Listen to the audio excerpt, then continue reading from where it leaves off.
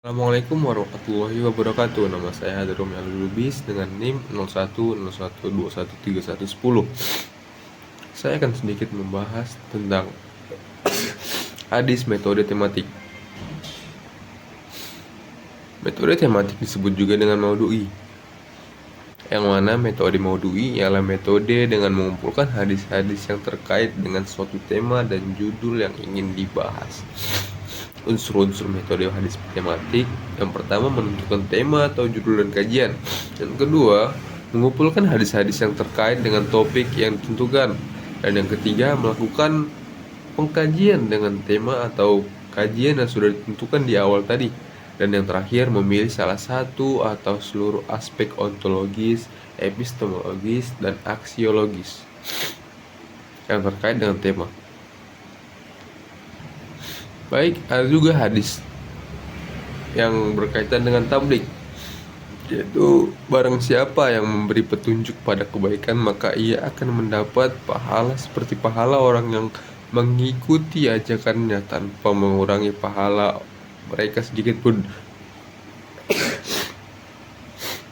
Dalam hadis tersebut dijelaskan bahwa barang siapa yang mengerjakan tablik atau menyampaikan kebaikan pada orang lain, lalu mereka mengerjakan kebaikan tersebut, maka orang yang mengerjakan kebaikan tersebut mendapatkan pahala, dan orang yang menyerukan kebaikan tersebut juga mendapat pahala yang sama seperti yang mengerjakan kebaikan tersebut. Selanjutnya, hadis yang berkaitan dengan nasihat, bahwa Rasulullah SAW bersabda, "Agama adalah nasihat." Kami bertanya, untuk apa? Lalu beliau menjawab, bagi Allah, bagi kitabnya, bagi Rasulnya, bagi pemimpin-pemimpin kaum muslimin, serta bagi umat Islam umumnya. Hadis riwayat nomor 55. Nasihat adalah kalimat ungkapan yang bermakna mewujudkan kebaikan yang diajukan untuk kepada seseorang. Dan nasihat juga sangat-sangat penting untuk orang lain yang sedikit bisa kita bilang kehilangan arah, atau juga orang yang sedang dalam kesusahan. Baik, yang selanjutnya hadis tentang etika dakwah. Sesungguhnya sebaik-baiknya kalian adalah yang paling mulia akhlaknya. Menjadi dai atau pendakwa bukanlah hal yang mudah, terdapat berbagai hal yang harus dikuasai. Maka etika yang perlu dipahami. Meski demikian, tak ternilai lagi pahala yang didapatkan karena sudah menjadikan orang menjadi orang yang lebih baik dan menjaga dirinya agar tetap menjadi lebih baik. Yang selanjutnya, hadis tentang orang-orang munafik.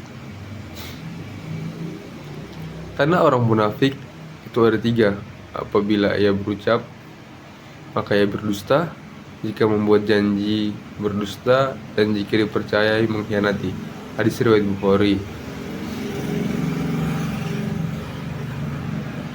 Munafik sendiri adalah sikap yang dimana kita hanya mengatakan sesuatu hal dan kita tidak memegang teguh apa yang kita bilang dan apa yang kita katakan. Orang-orang munafik ini sangatlah gampang membuat janji, mengingkari janji, dan juga berdusta. Maka dari itu kita harus menghindari sifat-sifat munafik yang dapat membuat orang tidak mempercayai kita dan menjauhi kita.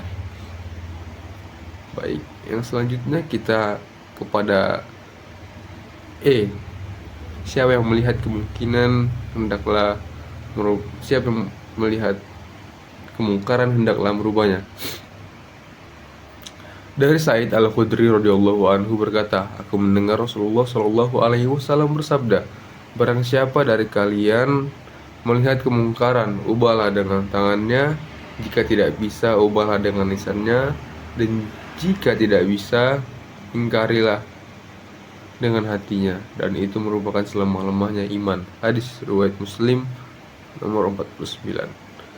Siapa saja melihat kemungkaran, untuk mengubahnya sesuai dengan kemampuan. Tidak boleh kita melarang kemungkaran sampai diyakini hal itu benar-benar suatu hal yang bisa disebut dengan kemungkaran. Kita juga harus memperbaiki orang-orang yang melakukan kemungkaran sebisa kita. Jangan dengan memaksa. Memaksa boleh, tapi jangan terlalu memaksa, karena itu kesannya akan membuat orang lain merasa disakiti atau merasa diancam. Baik, mungkin ini saja yang bisa saya sampaikan mengenai hadis metode tematik. Nama saya Hadrom Lubis dengan NIM 0101213110.